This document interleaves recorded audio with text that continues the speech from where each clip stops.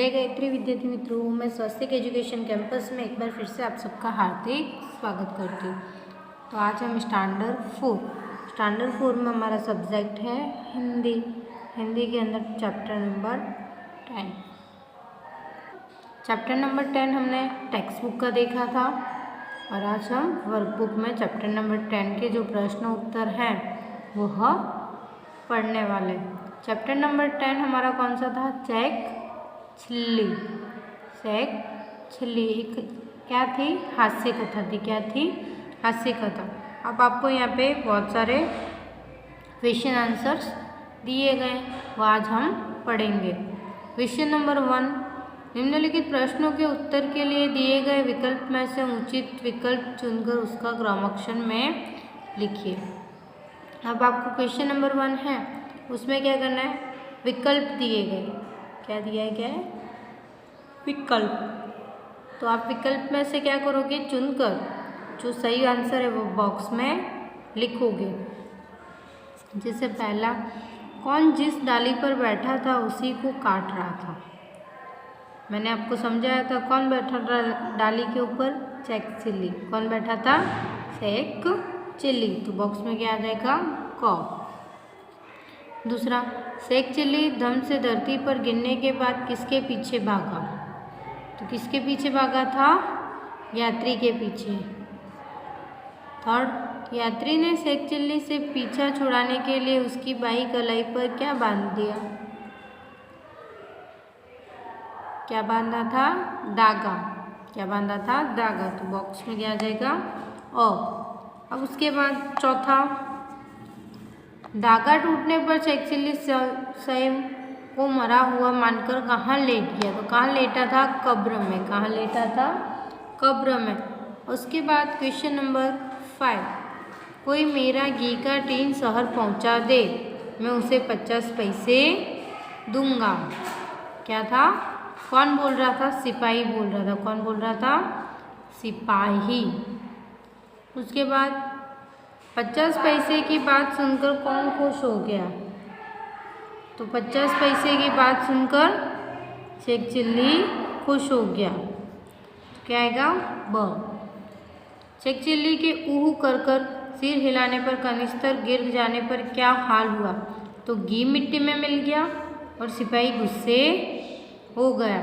ठीक है, तो दोनों आएगा, अ और ब दोनों।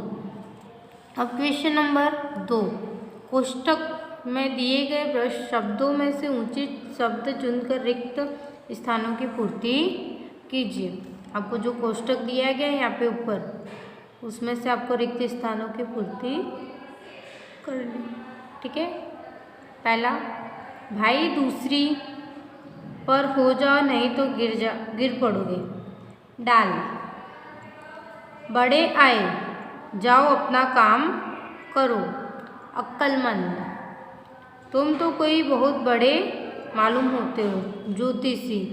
चौथे, इस खाली जगह को सावधानी से रखना। तो क्या? दागे।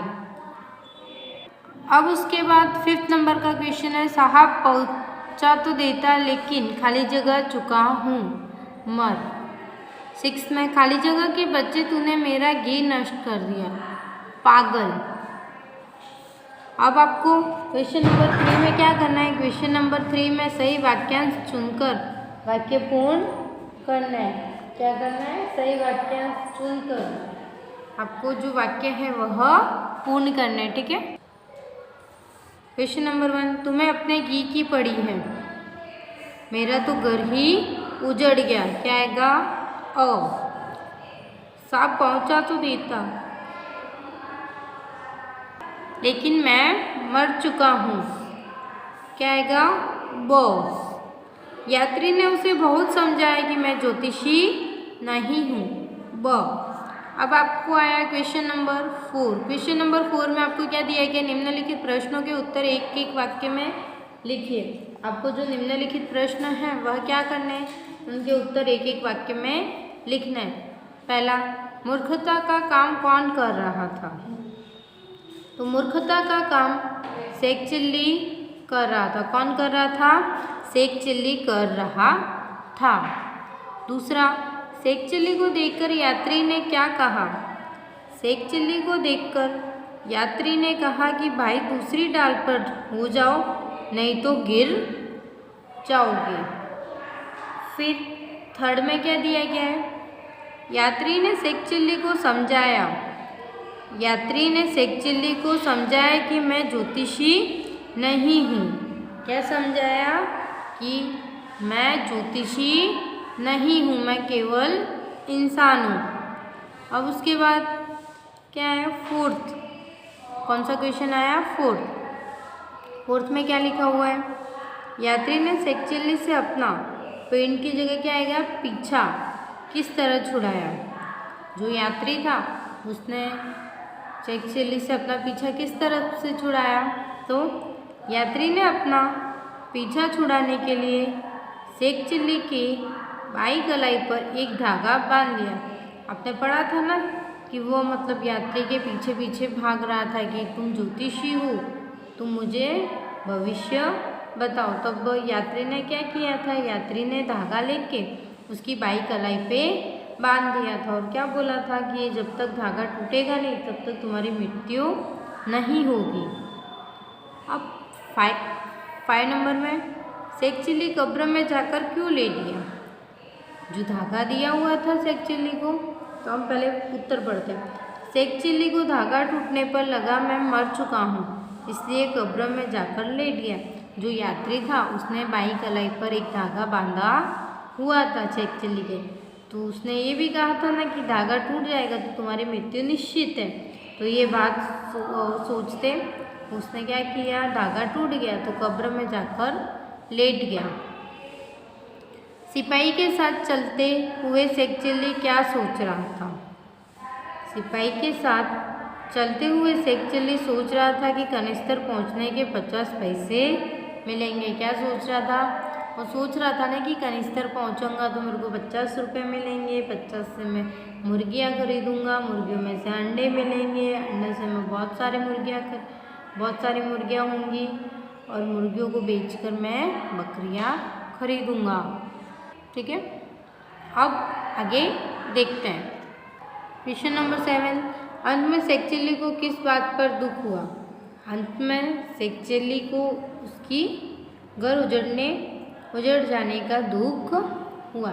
जब उसको क्या बोला? जब उसको घर उजड़ गया तब उसको बहुत ही दुख हुआ। क्वेश्चन नंबर 5 के अंदर आपको क्या करना है? सही विधान के सामने सही का चिन्ह और गलत के सामने गलत का चिन्ह। निम्न विधानों में से सही विधान के सामने बॉक्स में सही का और गलत विधान के सामने गलत का चिन्ह लगाइए। शेख चिल्ली बड़ा अक्लमंद था। गलत। शेख चिल्ली खुशी खुशी घर गया। सही। सिपाही ने देखा कि शेख चिल्ली कब्र में पड़ा है। सही। शेख चिल्ली बेचारा कपड़े झाड़कर उठ बैठा। तो सही। अब क्वेश्चन नंबर 6। अब क्या आया? क्वेश्चन नंबर 6 आया। क्वेश्चन नंबर 6 में आपको क्या करना है? वचन बदलने। क्या करना है?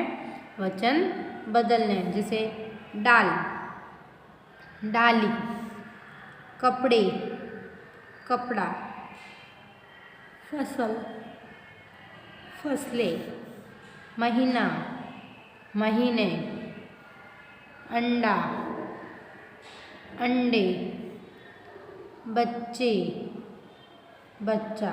ठीक है, इस तरह से आप क्या करोगे? वचन बदलोगे। उसके बाद क्या करोगे? निम्न शब्दों के लिंग बदलिए। आपको क्या करना है? निम्न शब्दों के लिंग बदलने।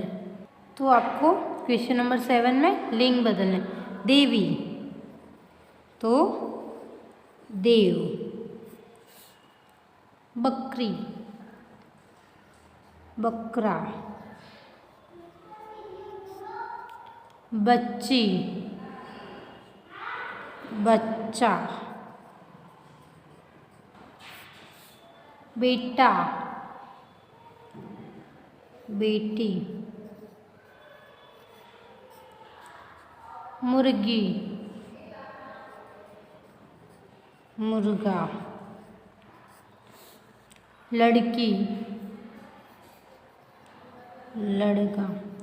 तो इस तरह से आप क्या करोगे, एक लिंग बदलोगे। फिर क्वेश्चन नंबर 8, निम्नलिखित शब्दों के पर्यायवाची शब्द लिखिए। पर्यायवाची शब्द लिखने हैं। डाल, टहनी, क्या आएगा, टहनी। मूर्ख, नासमझ। अक्लमंद, होशियार। रास्ता, मार्ग। धरती, जमीन। मुसीबत, परेशानी। ठीक है। अब क्वेश्चन नंबर 9, निम्नलिखित शब्दों के विलोम शब्द लिखिए। निम्नलिखित शब्दों के क्या करना है आपको, विरुद्धार्थी शब्द लिखने। ठीक है। तो आप यहाँ पे विलोम शब्द लिखोगे। ठंडी, गर्मी। कच्चा, पक्का। पाई, दाई। मूर्ख, अक्लमंद। आगे, पीछे। विश्वास, अंधविश्वास। तो इस तरह से क्या करोगे, आप विलोम शब्द लिखोगे। तो आज स्टूडेंट्स आप क्या करोगे, जो चैप्टर नंबर 10 है, जो मैंने आज वीडियो में सिखाया पढ़ाया, वो आप अपनी नोटबुक और स्वापोथी दोनों में अच्छी हैंडराइटिंग से लिखोगे। ठीक है। तो आज क्या करोगे, होमवर्क के अंदर क्वेश्चन नंबर 1 से लेके क्वेश्चन नंबर 9 तक नोटबुक और स्वापोथी में अच्छी हैंडराइटिंग से लिखोगे और वही चैप्टर एक बार वापस से पढ़ोगे। उसके प्रश्न उत्तर जो दिए गए हैं वो एक एक वाक्य वाले, और जो ग्रामर व्याकरण दिया गया है वो ध्यान से सीखोगे। तो जय गायत्री, अस्तु।